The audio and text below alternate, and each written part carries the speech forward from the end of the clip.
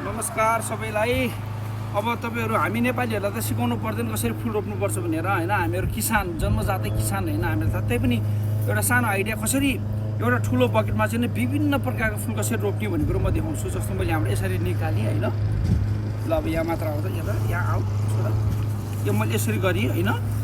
यो तीनवटा चीजलाई मैले यसरी राखेको छु एकदमै सजिलो गरेर। अब यहाँबाट माटोबाट यसरी गर्यो।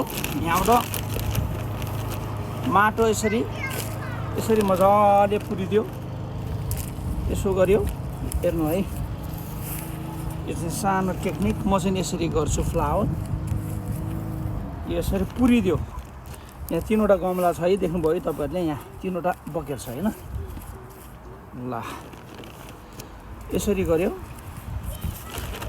अनि गरिसकेपछि अब तपाईको अब फुल रोप्ने।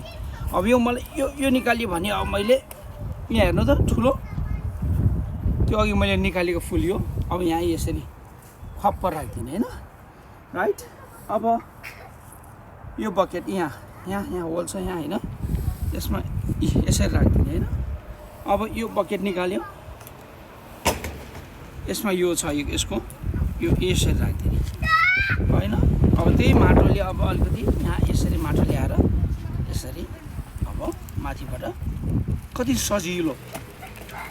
ल हेर्नु त कसरी बिस्तारै मिलाउने हो। ल कति सजिलो भयो हेर्नु त। ल त्यहाँ मैले अलि अघि खाल्डो खनेको थिएँ।